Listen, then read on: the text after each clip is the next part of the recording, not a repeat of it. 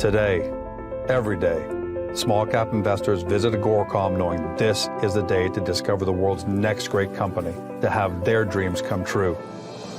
That's why I take to the open road, to find them, to tell their stories, to engage them, to bring them to life, because they want to connect with you from your office, your phone, your home, anywhere. Agoracom, find your dream.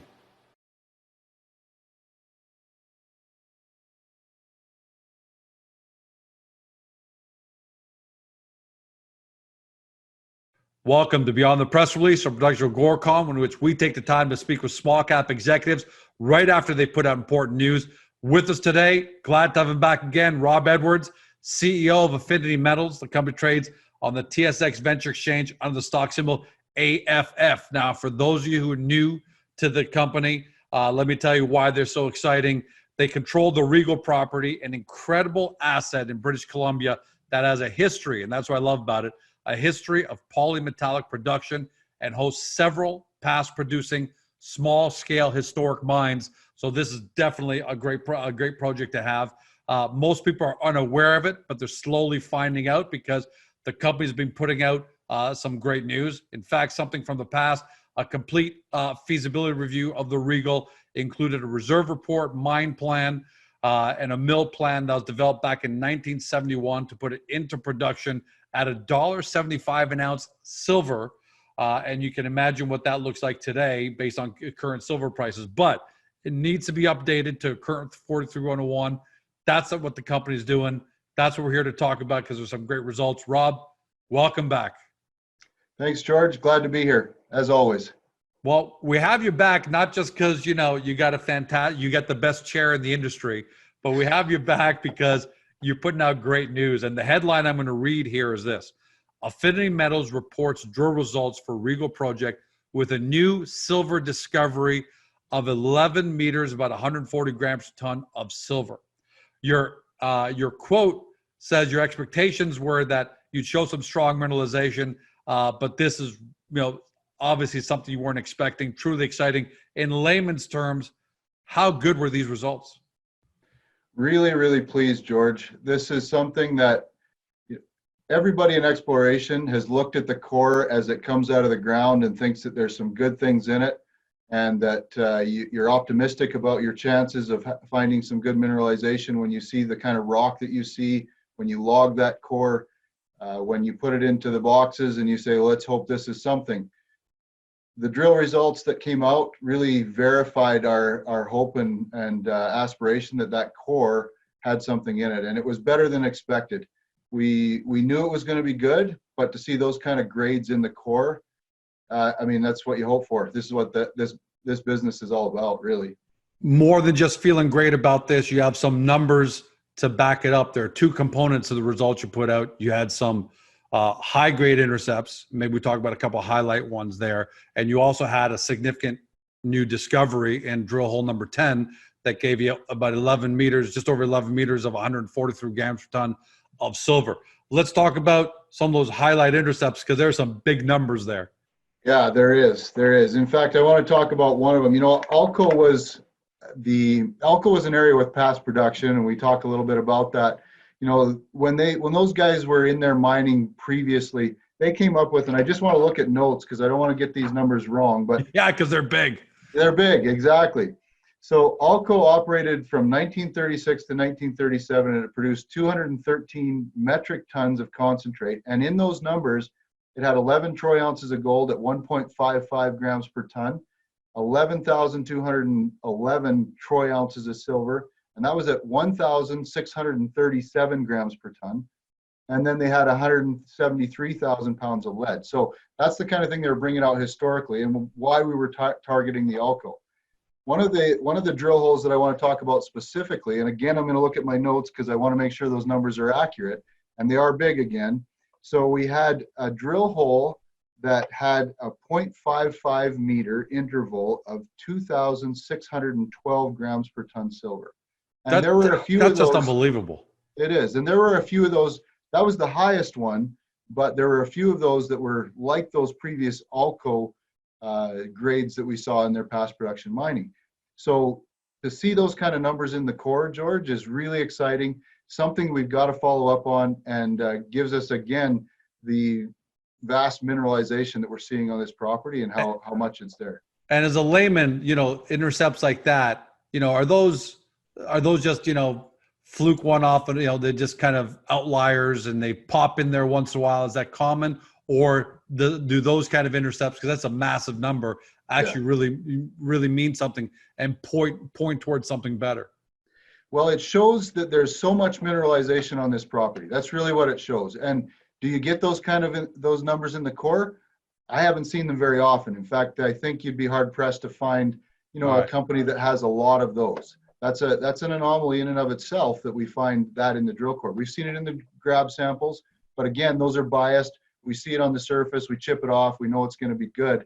But this points to some more random sampling of what's on this property. And so to see that high grade vein, it has to be big enough to matter, and 0.55 isn't yet, but it shows how much is there. I think what really makes us excited about this is when you look at that same drill hole, George, you can see that there's that 0.55 was part of an overall 11 meter area. And that's really what's exciting about that drill hole and about the results that we came up with.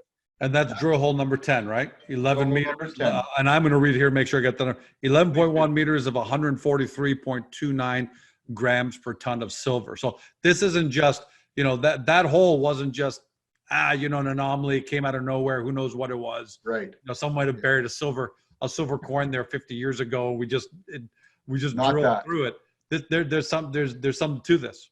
That's right. This is a part of a brecciated zone. It's 11 meters wide with what we hit with the drill. We don't know the true width of it based on angles and all those kinds of things. It's an initial discovery hole, but we know that there's something big enough that it could be something bigger. When you see that kind of brecciation in that range, that length of an intercept, you know that there's something bigger going on in that.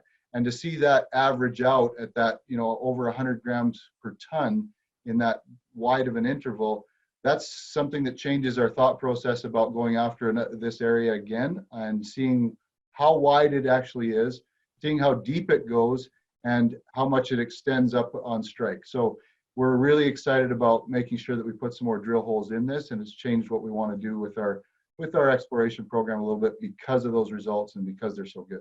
And that's really an advantage too, because it wasn't like you're taking shots in the dark, right?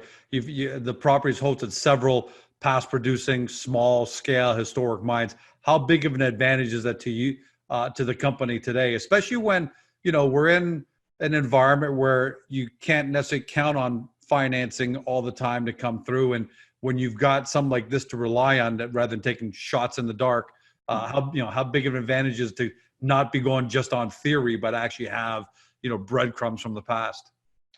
Yeah, this property, as we've talked about before, George, is in the Kootenay Arc region in British Columbia. It's in that southeastern corner of BC, and it's heavily mineralized area. There's past production, current projects that are in play right now and that are being followed up on.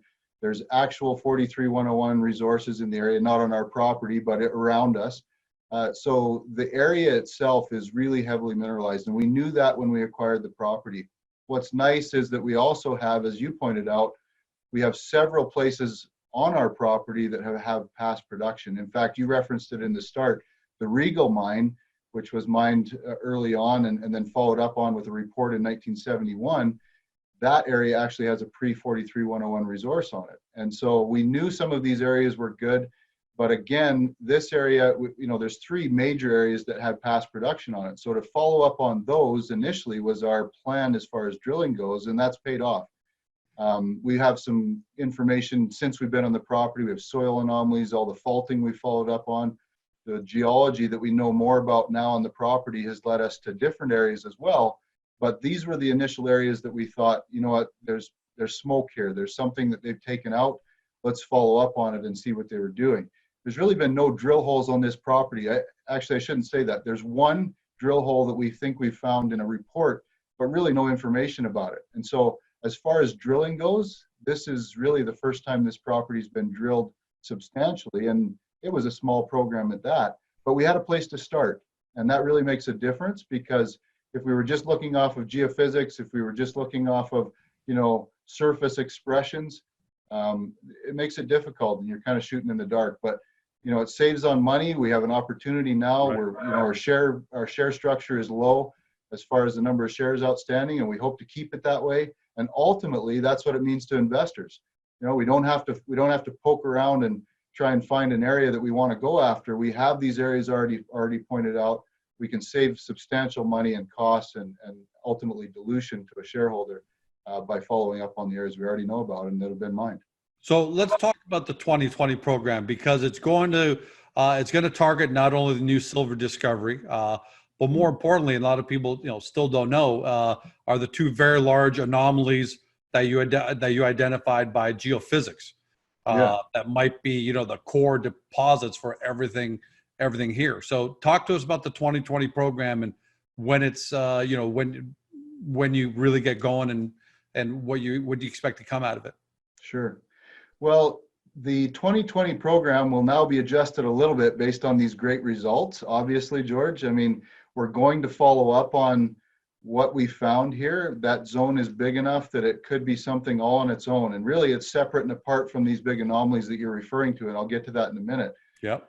But our drill program now will have some follow-up drill holes on this area. We expect that two things. One, the hole that we found this area in, it really ended at the bottom of the hole. So it could go deeper. We don't know that for sure. We were just doing some testing of the contacts and the geology in that area. So we will go a little deeper and see if that is a wider zone than we think. And we'll also extend outwards to see how far this goes.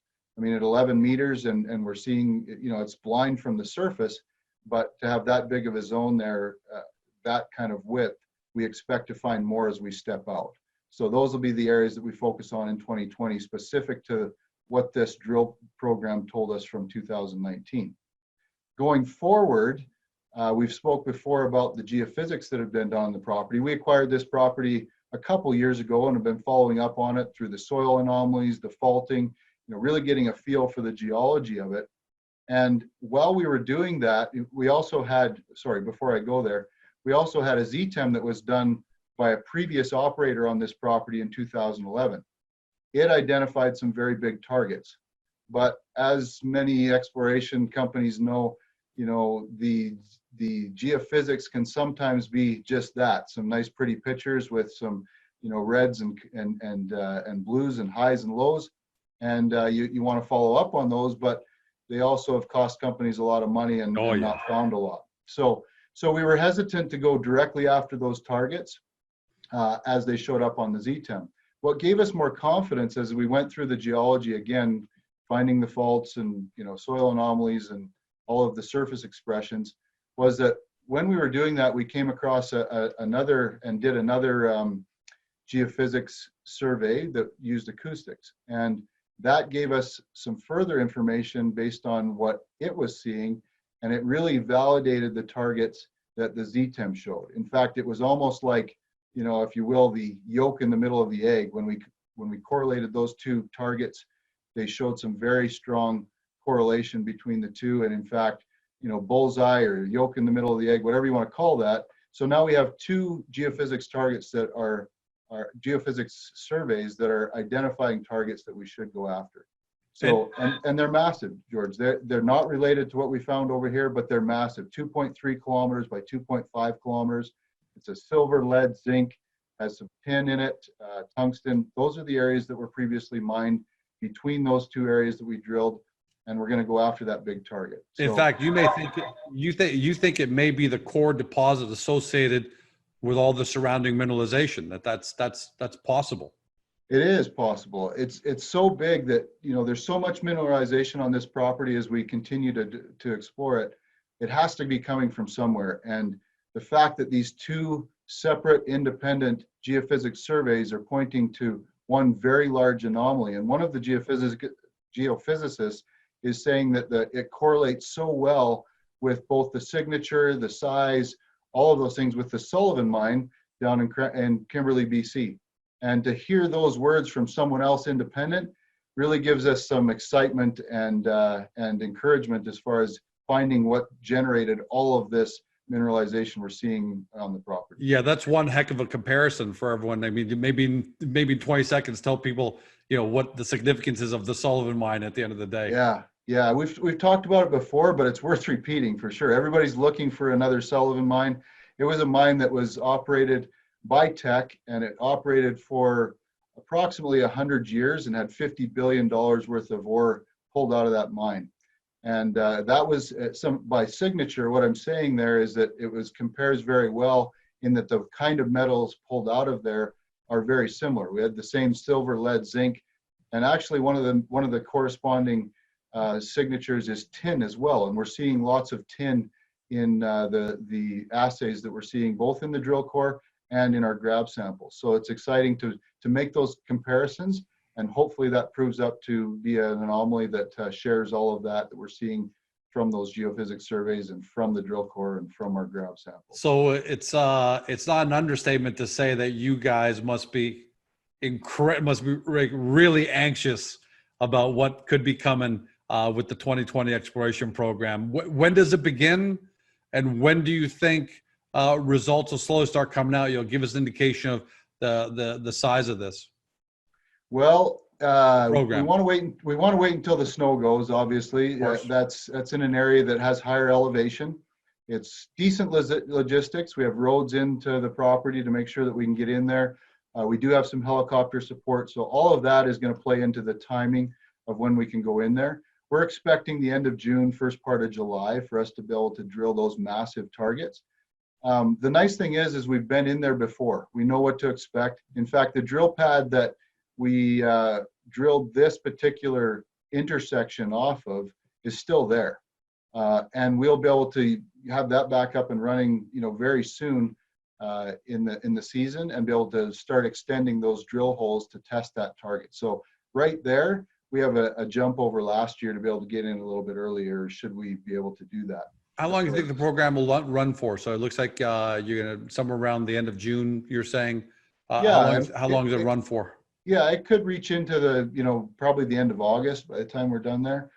We want to drill, we'll be drilling 2 holes on the major anomaly that we talked about just recently that's compared to the Sullivan mine. Those will be 750-meter holes. We actually haven't talked about another anomaly that is very large as well. It has a gold signature up on the south western side of the property. And you got to remember that this is such a huge property, George, and it's 8,800 hectares, and yet we've narrowed it down to 3 real areas that have extreme potential. One that because big sometimes works against you, right? That's right. That's where you go bankrupt, because you're looking all over the place. You really got to have your targets. Right. But level of confidence, Rob, it seems like you guys have a really high level of confidence here that you're going to find. Would I be misstating it if I said it's not a question of, the only question is the degree of success? So it sounds like you guys are setting yourself up for some level of success. The only question that's open now is degree. Am I oversimplifying that? No, I don't think so. I mean, the intercept that came out of the 2019 drill program, that really de-risked the whole thing. That's something worth following up on it in and of itself.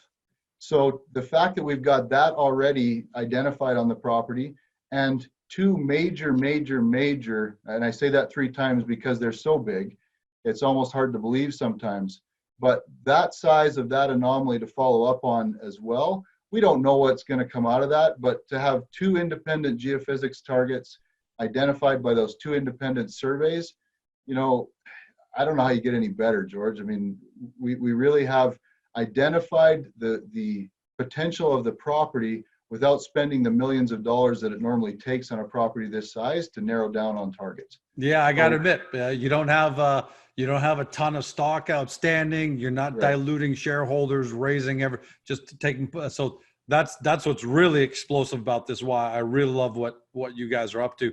Last question for you. This is more out of the box, but 1971 was when the plan was unveiled for the Regal Silver Mine.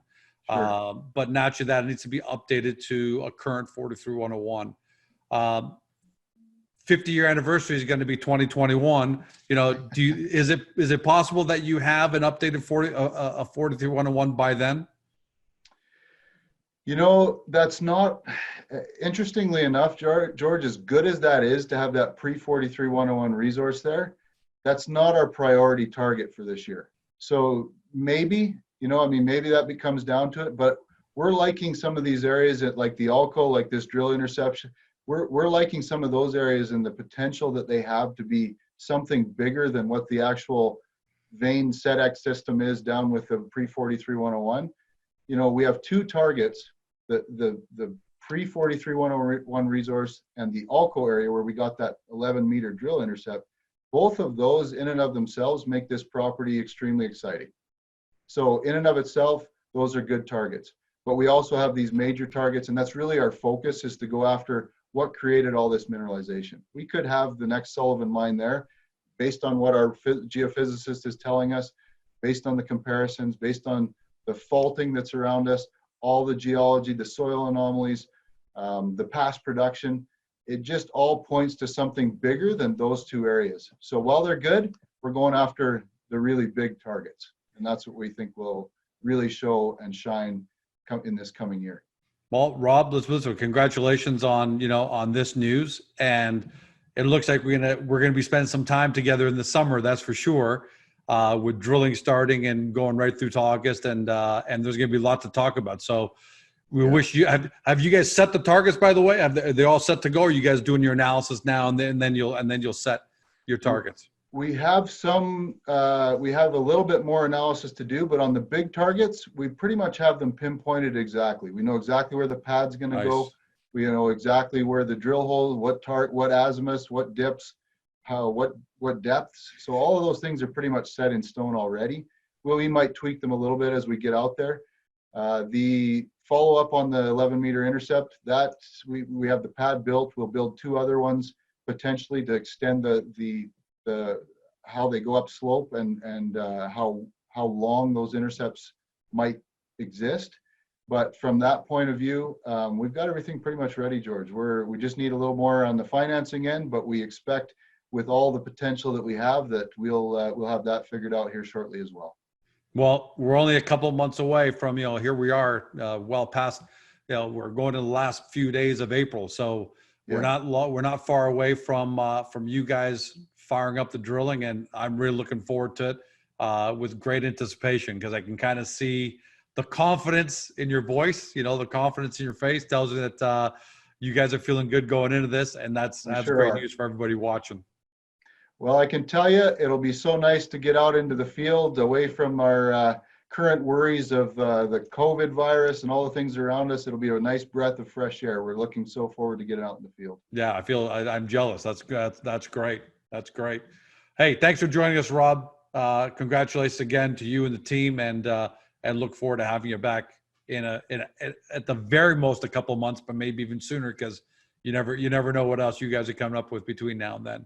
Yeah, no, we look forward to it. It's always good to be on, George, and thanks for having me on to share the results and talk a little bit about them and give people a little more insight into them. Appreciate that.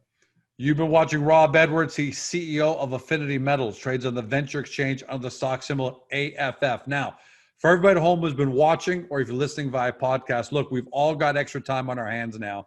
There's only so much Netflix you can do. There's only so much social media scrolling you could do. So I've been telling small cap investors, this is the time to do great due diligence. And you've heard what Rob's had to say, and you've potentially even watched what Rob had to say. So now it's back to you. Get to Agoracom, go into the Affinity Metals Hub, take a look at the profile section, watch this interview again, watch the last couple of interviews, one with Rob, one with Ronnie, that we've done. Really get a good feel for all this, right? Jump over to the company's website, get a better understanding, and ask any questions you want inside the forum there, because that's what it's there for. It's a moderated forum for you to ask questions and get your answers. Because anytime a company gives you that level of transparency and access, that spells confidence. Doesn't guarantee anything, but that level of transparency and access equals confidence, and that's what you want to see in small cap companies. Thanks for joining us, everyone. Stay safe. See you soon.